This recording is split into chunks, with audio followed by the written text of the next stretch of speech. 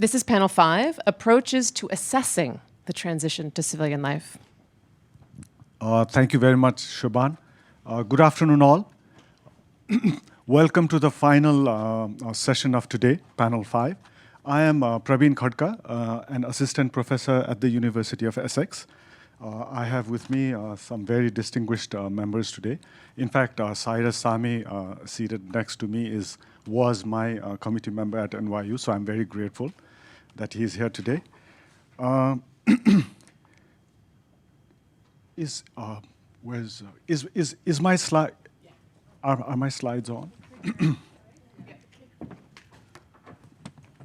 if you want to go to the podium, So, you can. If you want to sit, you can. Yeah. Use this. Okay. Right. So considering where we are in academic research and what was being discussed by the panel members, I wanted to present two separate research, that I've been doing, combined into two very short slides, because that, I think, is going to set the scene to what, today the panel members are going to be talking about in this session.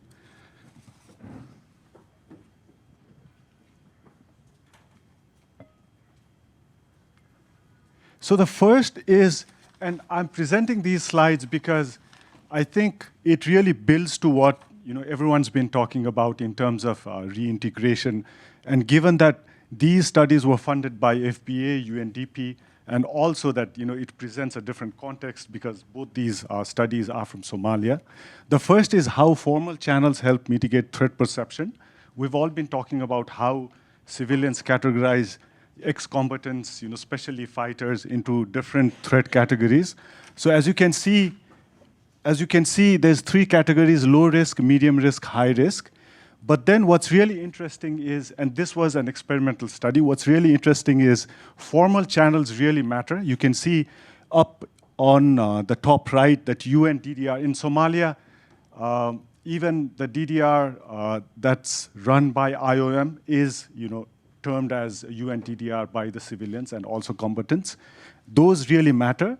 And you can really, if you look at real high-risk combatants where the ex-combatants aren't sent into IOM or UNDDR centers, the government-run programs such as amnesty and prison programs matter over traditional, traditional-run channels. So this is the first research funded by FBA looking at former fighters. The second research, very quickly, is reintegrating women and children, what factors matter. And I apologize that I've put ex-combatants, sorry for the typology. But then you can also see attributes related to security, such as association with armed groups, forcefully recruited, and all that really matter in terms of acceptance. And what's really important and interesting is UN vocational training. Of course, again, civilians term whatever the UN or the international community do in these contexts as a package, as this vocational training package, but it might be something different. That also really matters. So having said that, now I'd like to hand over to probably first Cyrus.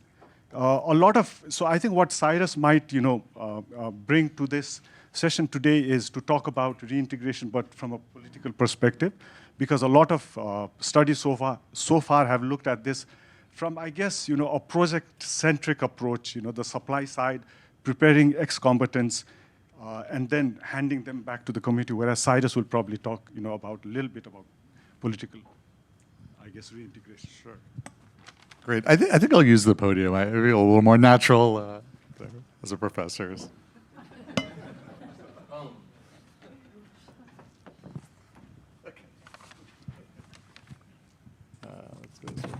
Okay, so as I just said, the session is sort of about methods, more or less, and I'm the sort of methods guy in the world of reintegration. And I thought I would focus specifically on randomized control trials, okay? Because I think it's a method that it requires a lot, but I think there's a lot of value in it. And I think there's some nice examples that I can provide and hopefully inspire all of you to think about this approach to evaluating reintegration strategies. I put re in parentheses because sometimes some of the things I'm going to be talking about are more about prevention as informed by recent conflict. So some of the research that I'm going to be referencing, the idea is looking at situations that are conflict affected where you have at-risk youth that may be suffering from social dislocation in ways that make people nervous about the potential for renewed recruitment. So not always looking at demobilized former fighters, but those who are at risk potentially. So that's why I have that in parentheses there. Okay, so the argument that I'm going to try and make here is that randomized control trials, which is an approach that I'm kind of known for and apply a lot in this area on integration and reintegration strategies, are feasible. They can help us understand mechanisms in depth. They operate, and I think this is one of the things that's really valuable about this approach, through very deep engagement with local stakeholders, and I'm going to give you examples of that, and that they generate evidence that can withstand scrutiny, at least certain types of scrutiny. So a useful thing to consider for those of you who are in the position to potentially commission research or call upon research. You might want to think about this approach in certain cases, of course. So I think it's worth understanding where experimentation fits in what I would call the sort of evidence chain. So, when we are thinking about evaluating intervention strategies, right, we're motivated by some problem definition initially. And the problem definition is based on our normative commitments, right? And so this is introspective judgments that we make that establish, yes, like this is a direction that we want to move in. This is something that's wrong in the world that needs to be fixed, right? And then they're also motivated and defined by empirical descriptive work, right? Just characterizing the extent and the nature of the problem. So the normative analysis says, yes, there's a problem, with former fighters potentially not having adequate economic opportunity on their own, right? There would be some normative basis on which we would establish that as a problem in principle. And then we'd need to have empirical description in order to characterize to what extent that is actually there, right? What's the magnitude of the problem? Then what we want to do is to diagnose the mechanisms that are at work for why that problem persists. Why might it be the case that, an ex-combatant on their own may not be able to find a livelihood, and this is where observational work and theory development and things go on. And it's then when we have diagnosed something, come up with an intervention strategy that we think is interesting, worthy of scrutiny, and something that we might want to think about scaling up and pursuing in a grander fashion, that we want to just stop and do a test, okay? And so this is where RCTs come in and experimentation comes in. It's when we want to test a concept that we think has promise, is informed by some diagnosis, but we want to pause before going and, putting millions and millions of dollars behind it at scale and trying to get some evidence initially. And so that's the sort of flavor of the studies I'm going to be talking about. There are these sort of pilot tests that are done that oftentimes generate lots of really great insights. So I'm going to be looking at some examples of integration strategies focusing on the individual. So we've just come out of breakout sessions where we had one group that was looking at things from the perspective of the individuals, and another group that was looking at it more from the perspective of communities. I'm going to be looking at the individual side of the equation. And so, we're thinking about diagnosing integration versus dislocation on the basis of individual attributes, okay? So if we're talking about people who have left armed groups, an important circumstance is that they're losing connection to an armed group and whatever needs it may have met, right? And this is, I think, a salient way to think about it insofar as we're talking about more or less voluntary versus involuntary participation in armed groups. There are needs that could be based on psychological factors, such as the need to act out on aggression, economic factors, such as material needs, and then ideological and political factors, like demand and interest in social change, right? These are all things, needs, ostensibly, membership in an ARB group is providing to an individual, and that could contribute to dislocation once they're out. Again, this is more salient, I think, when we're talking about people who are voluntary participants. And I want to, once again, distinguish this from the community acceptance side of the equation. Okay, so we're going to focus on some RCTs, look at some examples that pursue strategies informed by these three dimensions. Obviously, RCTs are not the only way to test interventions. There's process tracing and so on, but they have distinct statistical and practical benefits, okay? So I'll jump into the first one, and what I'll do is sort of talk a little bit about the substance of each of these and then some of the practicalities, because part of the message that I want to convey here is that there are things that all of you could do potentially to contribute to carrying out or making this sort of research more common. So the first is a study that many of you may already know by Blattman, Jameson, and Sheridan, that looked at cognitive behavioral therapy as a way of addressing urban criminality among war-affected youth in Monrovia. And the idea here that the problem definition was in terms of urban criminality, and the diagnosis was that it was possibly due to lack of self-regulation in patients and criminal identities among these youth. And so what they did was to run a randomized control trial with about 1,000 youth on a CBT intervention, and found that it was quite promising. A couple of the practicalities that I want to point to here is that the implementation partner in this case was a Liberian civil society organization, NEPI, which was an organization that was founded among a network of ex-combatants themselves, who co-designed the program in consultation with a sort of international network, and then IPA Innovations for Poverty Action, which kind of organized the research and facilitated various activities. This was a very expensive project that had joint funding from the U.S. National Science Foundation, World Bank, DFID FCDO, USAID, and a variety of private foundations. So this is big ticket, okay? There are other types of studies that have been done looking at other dimensions as well. I want to point to this one that was done by Vicente and Villela and Cabo Delgado, where they're looking at the problem of violent radicalization among youth. And so in this case, they're not looking at ex-combatants, but at-risk youth. Their diagnosis was that, this violent radicalization could be due to extremist Islamist ideology and the attractions of that, or potentially to material deprivation. And so they actually did two interventions side by side. One was an intervention that involved the organization with religious authorities in Cabo Delgado to hold critical discussions of radical Islamist ideologies, so really confronting the issue head on. And then another was a purely economic job training intervention. And what they found was that in this context, only the critical discussions reduced the indicators that they were using of antisocial behavior.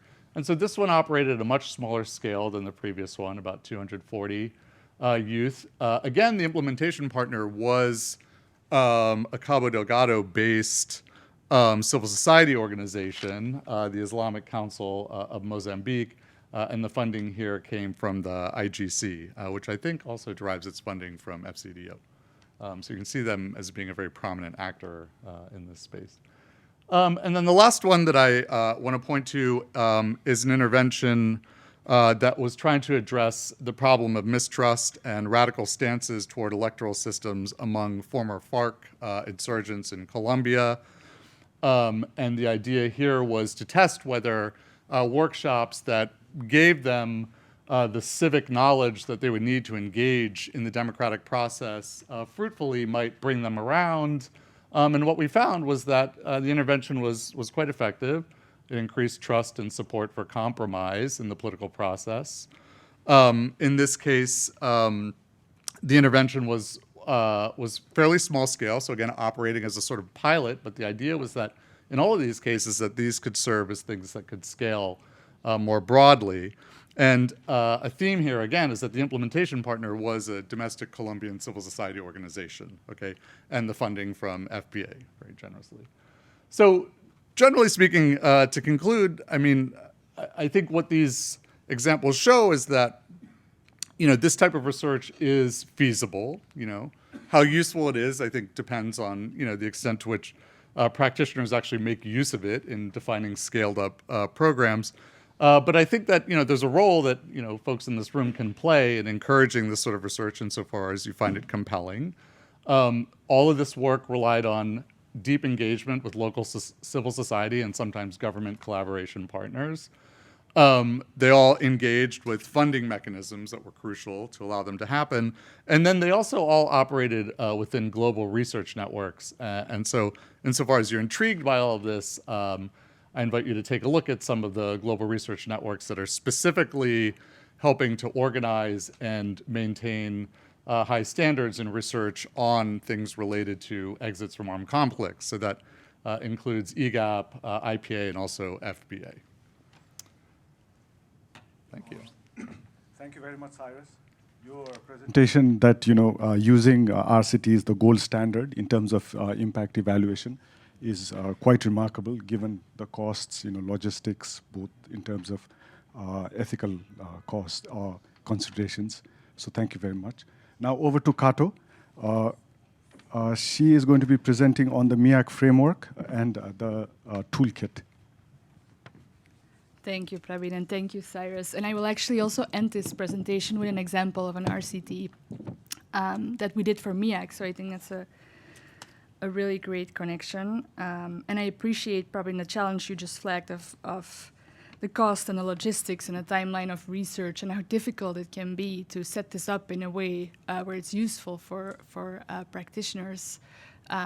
We deal with this challenge a lot where you kind of have to be in it from the ground. You have to set up the research even before an intervention really starts, and that is just really a challenge.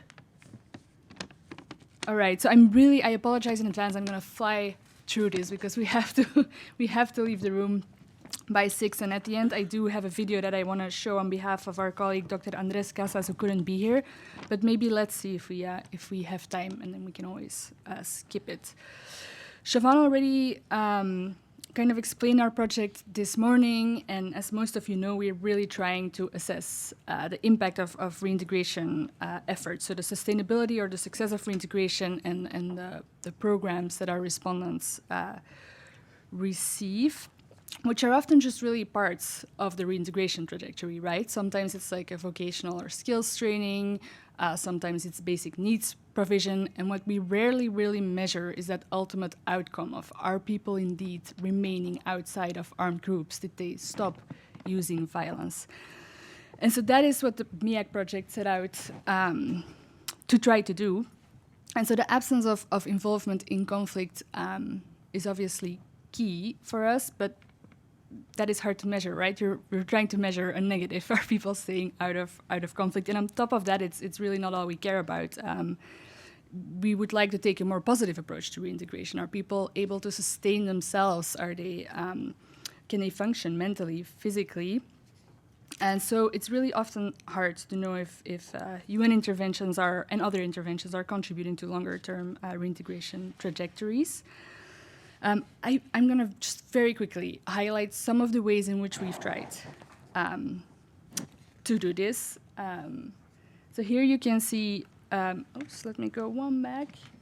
So a lot of you in this room, I think, were with us in 2018 or 2019 when we did that workshop at NYU with Cyrus and with his colleague, Dr. Michael Gilligan. And we convened practitioners and experts and academics to design a framework that would really be the jumping off point for our research. So the question was very much, if we want to assess reintegration, what is our goal? What do we identify as being successful conflict exit or reintegration? And so we came together with a group of people to set out a set of common kind of key indicators, as well as conditions that we think support or signal conflict exits, such as economic well-being or social well-being. Again, I'm really going to jump over this because I think Siobhan already highlighted some of this this morning. But this was really the start for us to design survey tools and other research activities for longitudinal assessments. And it's really been said a lot here today and yesterday as well, but reintegration is not a cold turkey event. And so it really takes place over time. And so that's what we try to do, is really design tools that could study this over time. We gathered academics from different disciplines, so political scientists, social scientists, economists, neuroscientists, psychologists, criminologists, you name it. And we really worked with them to make sure that we weren't reinventing the wheel, but rather we're asking these questions in the best possible way. We worked with child developmental psychologists to make sure they were child sensitive. And then we tested these tools now in 6 different countries. And we're now taking that experience to make these tools more user-friendly so that we can publish them, and hopefully they will be used by others as well. These are just a few more examples to give you an idea of what this looks like. It was said before, but we also include open-ended questions just because we really think that some things can be, they don't fit in prescribed response categories, and we do want to give respondents a chance to explain things in their own words. So for example, at the end of the surveys, we also ask what did you find difficult to talk about, or what did you like talking about, so that we can really track what the experience is of our respondents. Again, I'm going to go over this very quickly. We're really lucky to have Sophie with us today, and so she's going to talk a bit more about participatory approaches, which is something that we try to incorporate in our research. We will also publish tools for enumerator training, as well as show cards. You can see an example here from Nigeria and Colombia. These were made by local designers. So all of these tools will publish so that they can hopefully help others who want to really think through how you could do this in a different setting and what the things are you need to think about when you want to contextualize these tools properly. And that's kind of the key challenge behind the project, right? If we want to move towards strategic learning, we need to be able to compare across settings. But then again, you need to have tools that are flexible enough to really respond to each kind of very specific conflict, armed group, and so on. We indeed did an RCT as part of this project. So we worked with Dr. Andrés Casas and on social and behavioral change communications. This was based on work that Dr. Casas had done with Emile Bruneau. And they had done an experiment where they showed a quick video in movie theaters. Some people got a video about tourism in Colombia. Others got a video with stories about ex-FARC combatants. And then they measured perceptions afterwards. We redid this intervention, but we made it digital. So we sent videos to people's personal devices instead of in a cinema. And then we immediately did a survey right after, as well as 1 month later, to kind of measure the impact. And indeed, the video had a significant impact on people's attitudes. So those who watched the treatment video were significantly less likely to believe that FARC ex-combatants were unable or unwilling to change. And that effect persisted when we followed up a month later. There were a few differences in different locations, and age also had an impact. It seemed a bit harder to change the hearts and minds of older people. But these findings do show that these type of remote assessments can be interesting. And my colleague Armando is actually going to speak a bit just in general about how can we do these things remotely, especially in ongoing conflict, when it's not safe enough to actually access respondents. Do we have time for a 6-minute video, or do you want to keep it for the end? Let's see if this works.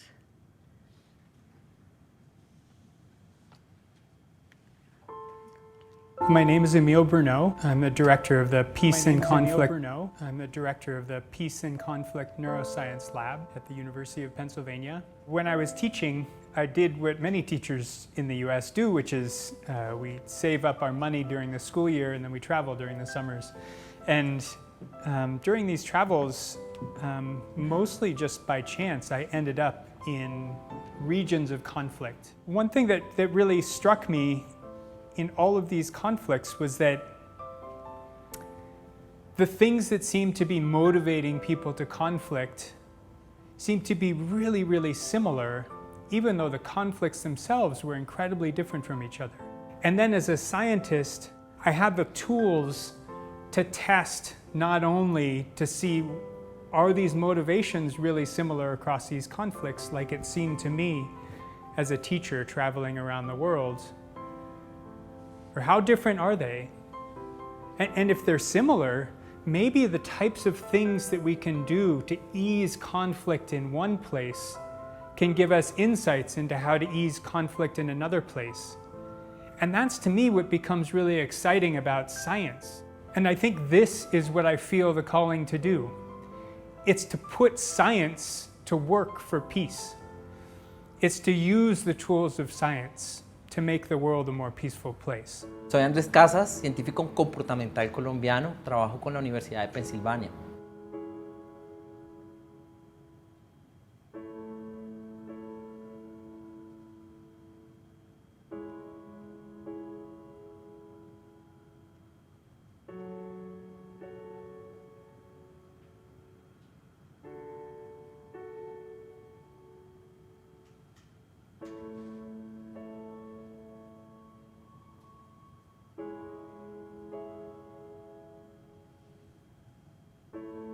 Vivimos en un mundo donde la división se convirtió en la regla. La gran pregunta de nuestra investigación fue cómo podemos hacer para que la paz no sea peor que la guerra. Cómo lograr precisamente asegurar que esos acuerdos se cumplan y que socialmente se dé el proceso más importante, y es que hermanos que se han matado durante décadas encuentren la posibilidad de construir nuevas familias, de construir una nueva vida. And of course, you know, this is very simplistic. I'm sure there are a lot of people who fight for really nasty reasons, and they do very nasty things. But it was a type of story that I always hear that just gives me pause.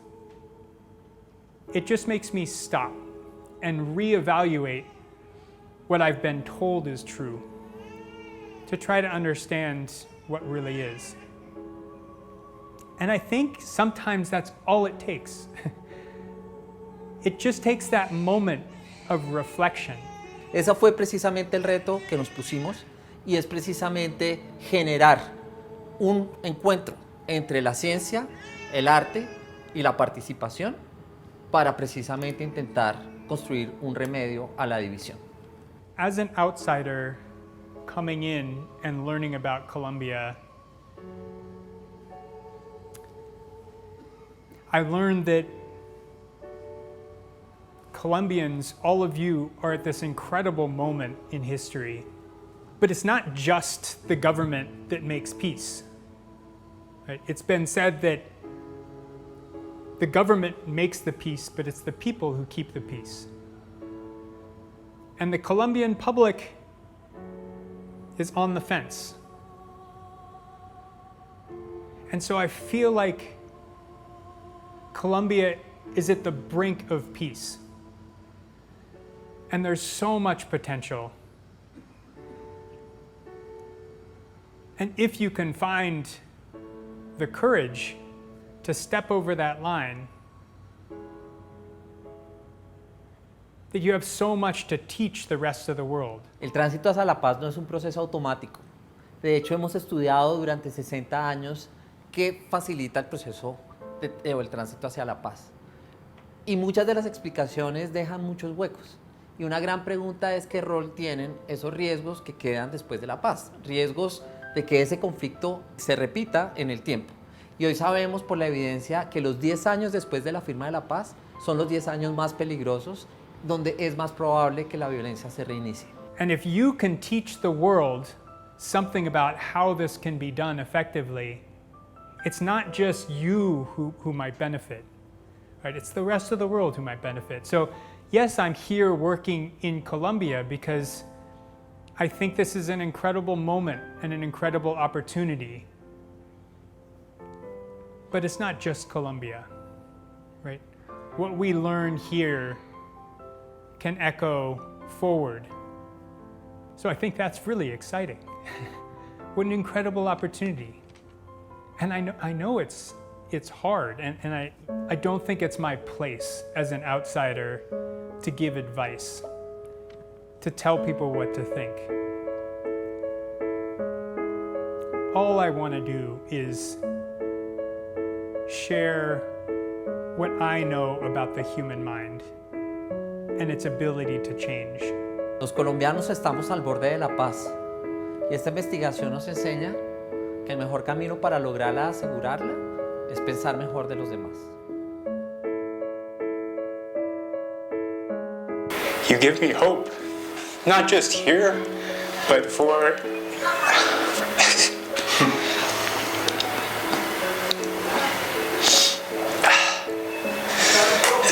but for humanity, right? It's you why I do this, so thank you.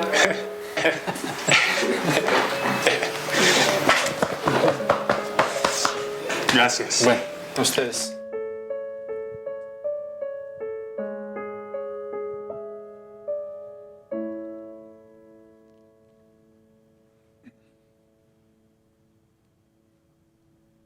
Thanks, everyone. And just to add that Emil was with us during the start of the project and was with us at the Green Tree workshop where we workshopped the survey with a lot of academics and partners. So I guess, well, thank you very much, Kato. I guess one takeaway from this is, we've all agreed on the need for evidence-based outcomes, but what Kato has highlighted is that it's very important to actually use robust methods while doing this. So that's, what I think is really impressive about what you just, presented, Kato. Thank you. Now over to Juan, who's going to talk to us about his findings related to phone interviews versus in-person interviews. Okay, hi all, good afternoon. Thank you very much, Dr. Prabin Khadka, for this introduction.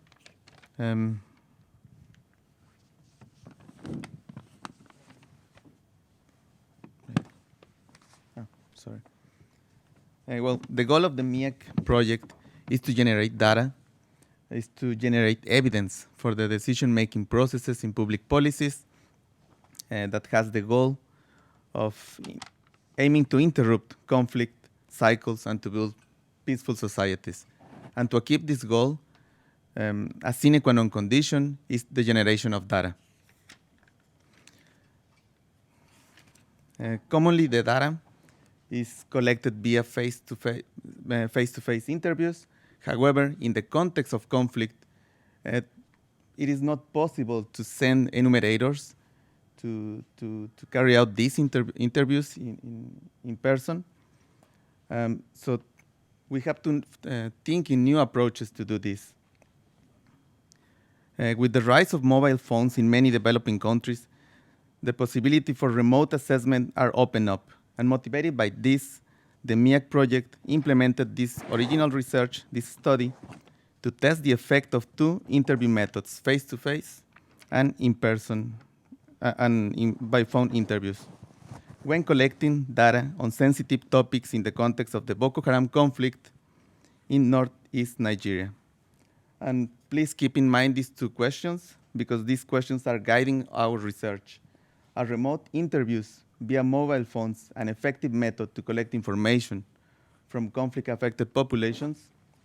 And if so, what works to overcome methodological challenges in this data collection process? Regarding the data that we use, we didn't have a sampling frame because the last census is from 2006 in Nigeria. So we have to create a sampling frame from this survey. So we made a participant recruitment survey, and we had information on more than 13,000 people who consented to participate, who were 12 years age and more, and who provided contact information. This is a mobile phone number or the contact of a person who has a mobile phone who can help us to put in contact with the informant. And here in this stage of the research, the participants were explained about the goal of and the type of questions that they will be made. And from this participant recruitment survey, we randomly selected a subset of participants to participate in a baseline survey. Posteriorly, 1,600 people were randomly selected and randomly assigned to be interviewed by phone or in person. And then we proceed to compare their answers in terms of these three aspects. The first one is non-response bias, if the people were equally willing to respond the questions or refusing to answer them. The misreporting effect, if they were admitting some conducts related to the conflict, or if they were having incentives to conceal the truth. And this effect is sometimes is really important in conflict because the respondents may have fear of some topics or to reveal some information. And the third aspect that we measure is the anxiety levels. If the respondents were feeling comfortable answering those questions at the beginning and at the end of the survey. And we compare the both methods. After consultation with the local team, with Mohamed and Yecha, that they were coordinating this consultation, 5 questions were selected as being related to sensitive topics to the local population. The first one is about the use of drugs. The second one, if you had a friend who wanted to join an armed group like the Boko Haram, how long will it take you to get in touch with someone to help them join the group? About experiences with forced marriage and personal victimization, physical, and also sexual victimization. This is the sample distribution by sex and by age group. It is important to remark that we wanted to have more equally distributed information by gender and by age groups.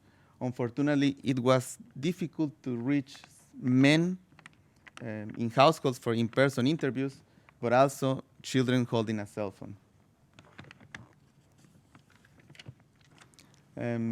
The findings, and I'm going to be concrete to keep on the time. The percentage of people who refuse to answer these questions that I mentioned before, as just to remember, we are analyzing if the people were equally refusing to answer this topic about these questions by type of interview method. And the survey modality had no impact on non-response rates. The second finding is that the survey method had almost no impact on misreporting effect, but with one exception, that is on the use of drugs.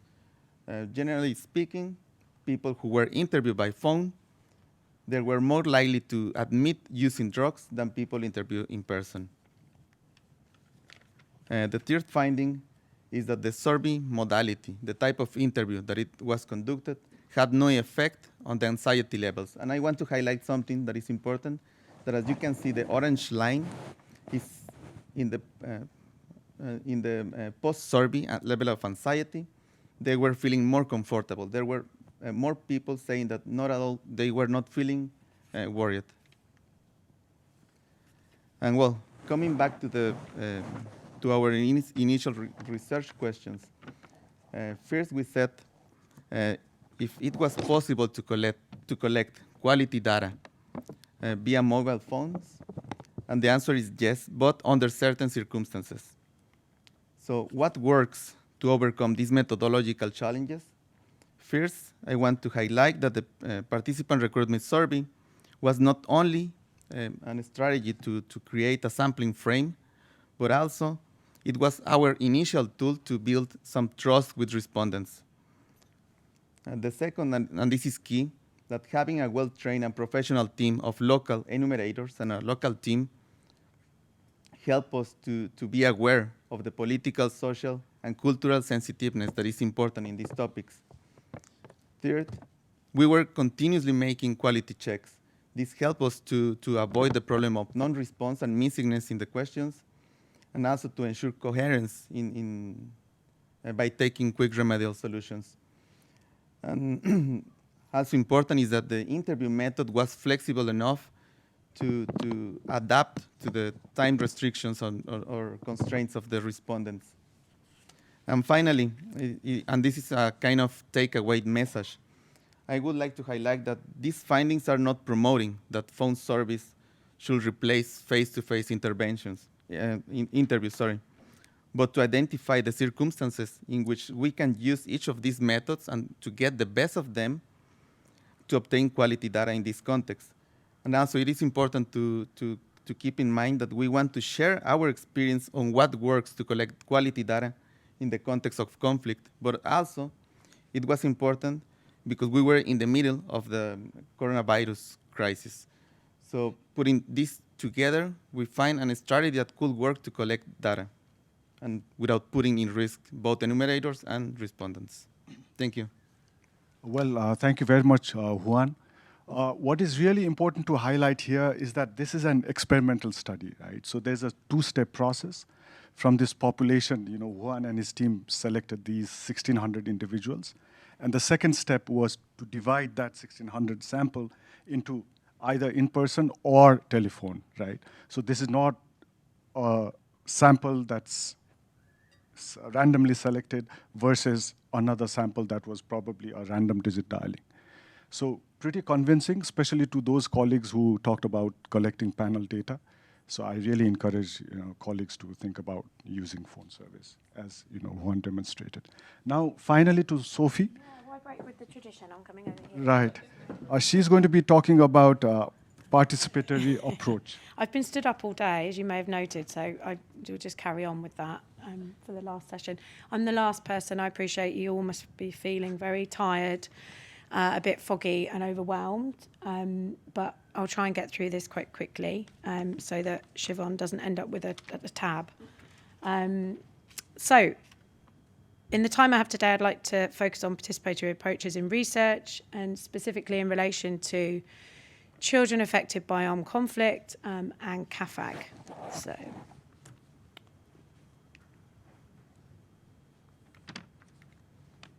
So I think a useful place to start is to think about some of the terminology of which there is much batted around, including participatory action research, community-based participatory research, action learning, etc., to name a few.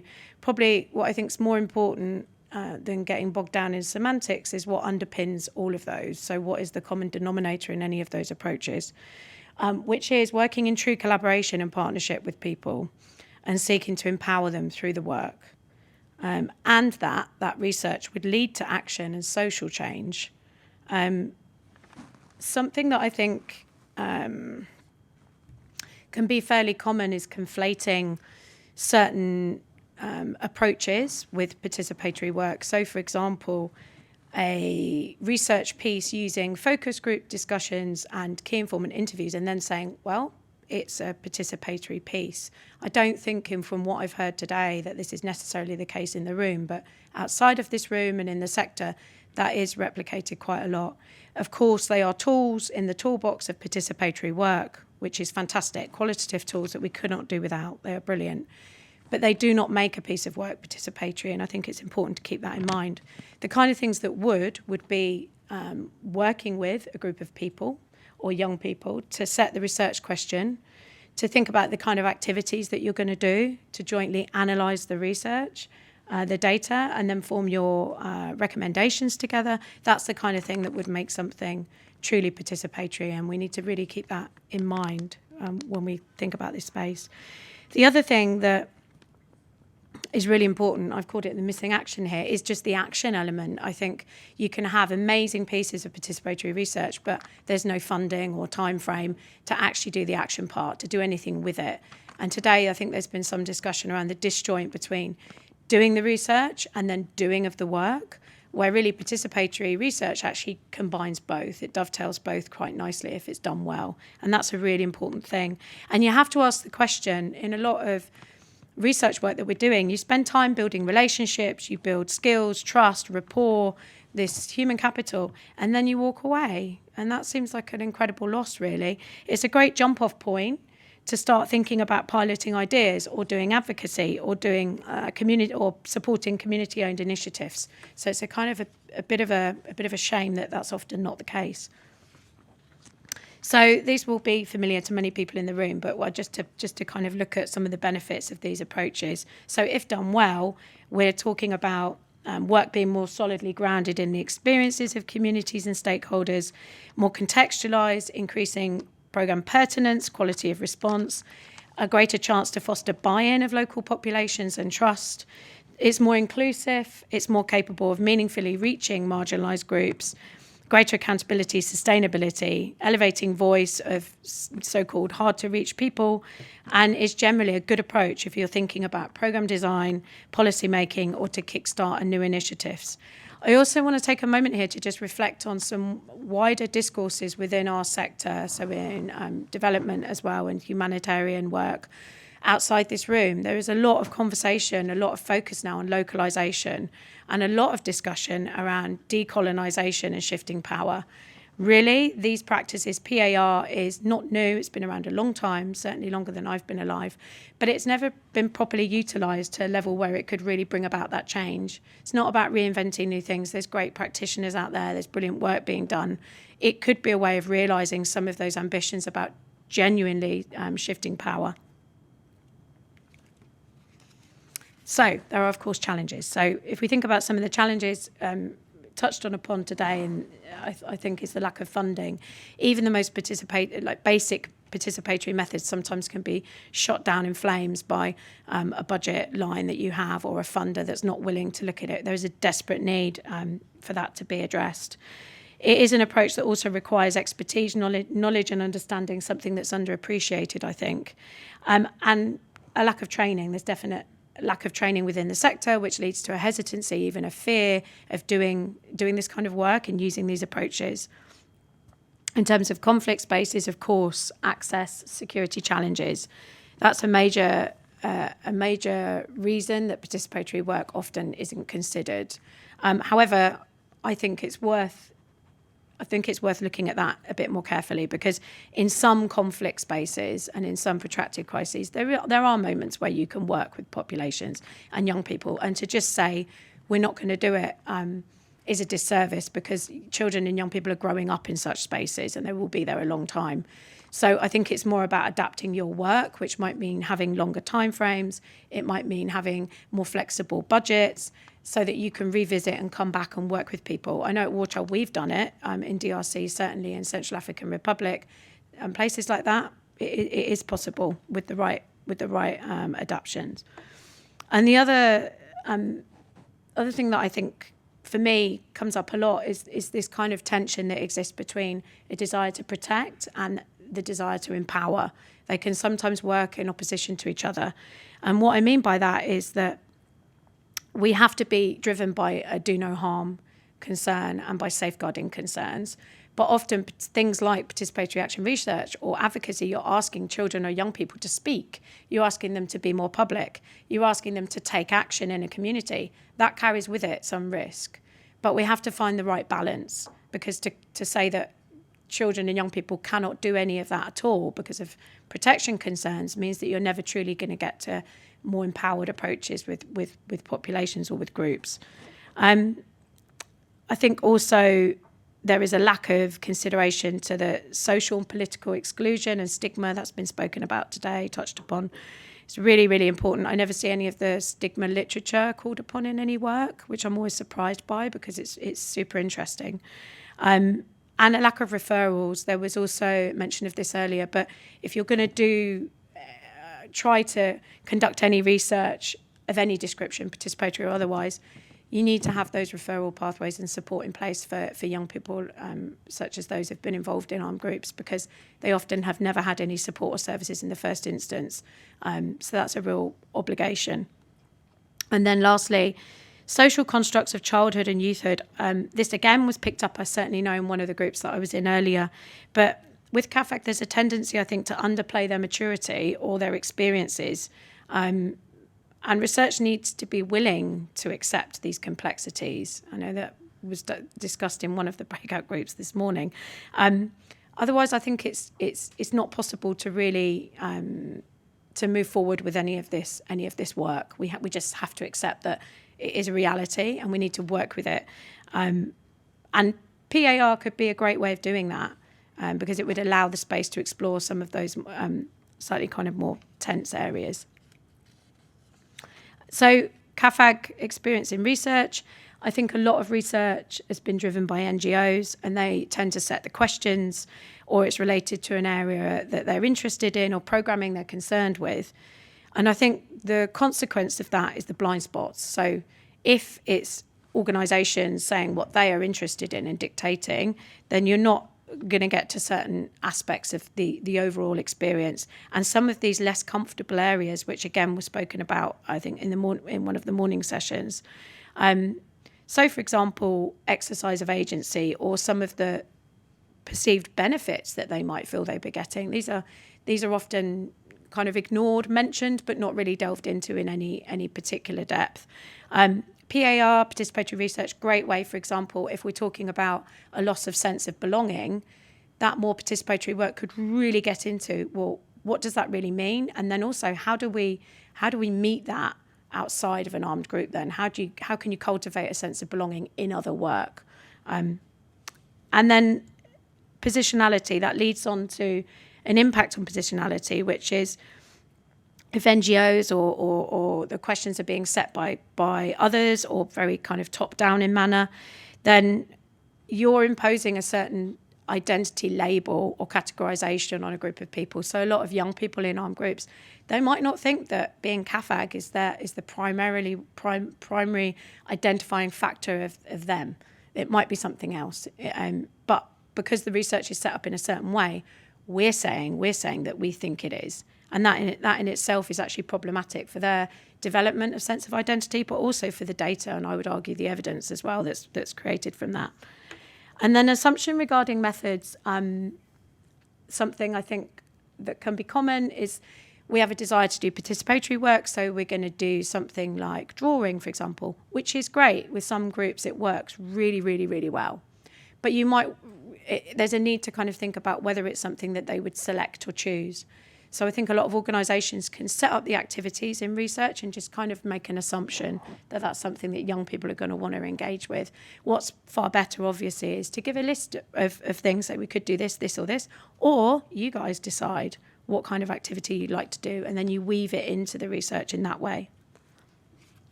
So, a few recommendations, if I dare, just to finish on. I think there's a need to really invest in truly participatory action research with CAFAG. I'm not aware that any of it really exists at the moment. And to be conscious of what could be seen as the missells of what that really means in terms of finance, resource and time, etc.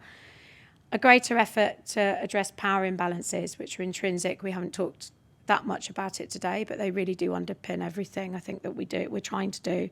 And a willingness to let go of ourselves, our assumptions and our agendas. And then I have here a list of, just a sample list of some interesting kind of resources and things that I wonder whether we could collate that and send it round afterwards, potentially. So thank you very much. Thank you very much, Sophie. I guess the takeaway for us practitioners here is that I have two takeaways. The first is this participatory approach probably is going to help us identify issues that might have been overlooked. And the second is this could possibly also help generate more creative solutions. So before I hand over to Shubhan, thank you very much for our wonderful panelists for having directed us to some of the ways and methods on how to achieve robust evidence-based outcomes. Thank you. Don't go anywhere yet. I think we have like 10 minutes. So this is an opportunity because you have a lot of experts in the room who could answer methodological questions or respond to practitioner needs. So I will see if there's any questions here. And just to say, Prabin didn't give himself justice when he introduced himself, but it's really hard because we're often in different communities, and Prabin's someone who has come at this issue from many different perspectives, as a peacekeeper himself, working in the UN, as someone who assessed UN programs, and now as an academic. It's hard to find someone who can sit comfortably in between those worlds, and that's part of probably our challenge. And so you have a moment, we've brought the worlds together, and I'm going to see if anybody has a question. We have about 10 minutes before we'll wrap up and let you go home or to your hotel.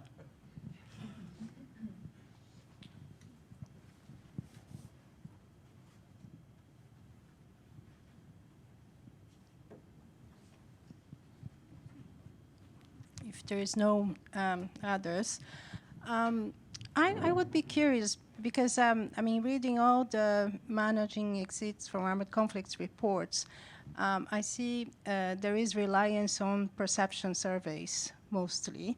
And we see here a variety of methods,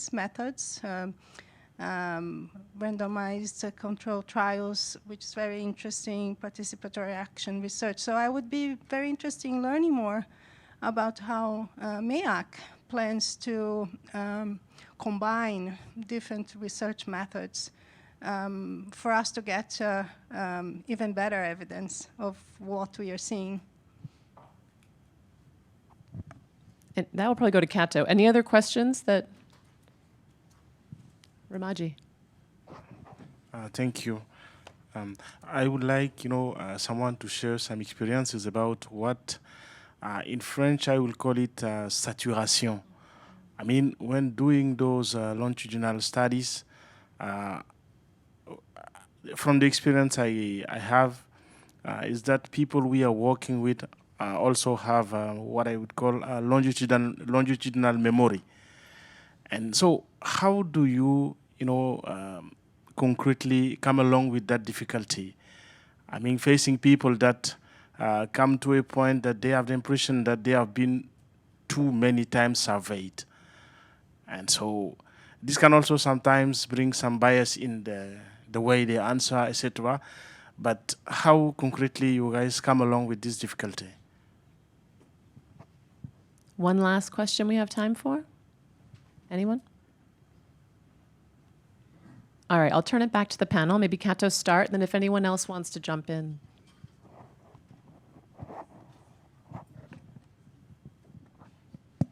Thank you, Siobhan, and thank you, Glaucia. Is this on? Thanks for that question. So I think the real kind of key innovation of this project is indeed the kind of quantitative, large-scale survey work to be able to get to that strategic learning across different settings with different types of groups and different respondents.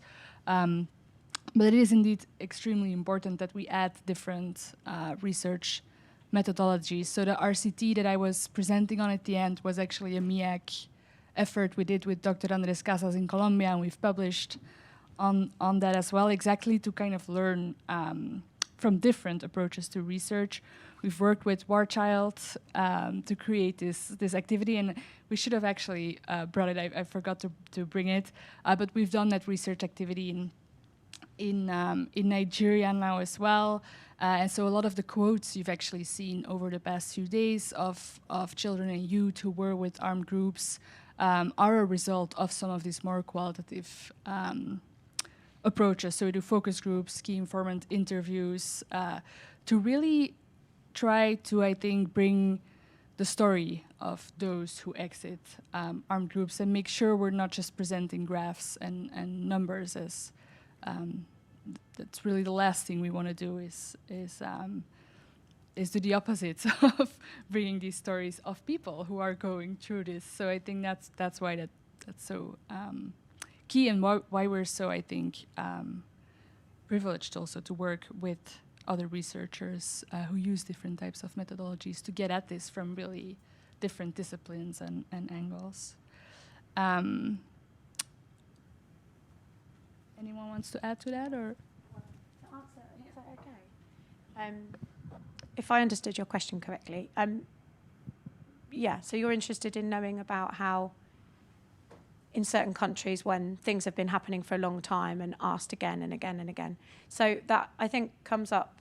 There's one experience that I have that I think is relevant, which is working with young people in DRC, in a country where data is being mined at a vast rate all the time over a long period of time, and the conflict has been very protracted, and these young people have known nothing other than the fighting and the disruption, And they also have been conditioned to understand organisations and the UN in a particular way because they see them every day. So this is where participatory work, I think, you need to be really thoughtful about the context as much as the practice. So, for example, if you come and you work with a group of young people and you say, in a participatory fashion, what do you guys need? What should be happening? What is the case often is there's a danger of them, if that's a very flat question without real time to delve into it, repeat the things that they've already known. So if organisations provide child-friendly spaces and they provide these certain activities like, we sports, or think, because that's the things that have been provided for them as CAFAG or otherwise, then they think, maybe I just need to ask for more of the same stuff. Whereas actually maybe none of that is what they really need at all. And everyone's too scared to ask for the things that they really need, which might be, we really want help with jobs. Because that's what they think. They see an NGO or an organisation come and they think there's a certain menu of things that they can provide, and they've never had an opportunity to think outside of that or to discuss what that might look like, or to even discuss the fact that maybe in the history of organisations that have worked in their area, they have failed them in many ways. So I think that's where it's not just about going and asking an open question. It's about going and really thinking about what is that experience of that group, and then how can we really get people to feel so open and in a safe space that they can really say what they think. And that takes time. It's not just about jumping in and quickly trying to do a consultation and then leaving again, because as was said in the morning, you'll end up with possibly some information that's not quite, you're hearing what they think you want to hear as opposed to what the reality is. Yeah, I hope that's that. Yeah, I wanted to respond. I think it's a great point. You can't abuse people's time, obviously. And, I think in the experiences that I've had, people are oftentimes willing to participate in the research activity if they understand that it's connected to something, that might be helping their community. Not necessarily them. They're not necessarily looking at getting a benefit themselves, although we do oftentimes provide compensation to people, because, we're taking their time and things like that. But if they understand that there is something meaningful that's connected to it to benefit the community, they'll give it, they'll give information. It's something that they're willing to do. But I take your point. I mean, I do have one, we can sort of get to a close on a light note. I was part of a research team. We're doing research in Nepal, actually. And one of our, interview staff was carrying out the interview, and it was sort of end of the day, and the interview was rather long. And the woman, she was a woman, had a household, probably had done a lot that day already, and it was about 15, 20 minutes into the interview, said, buddy, I'm just going to close my eyes here and lie down, but you go ahead, keep asking your questions, no problem.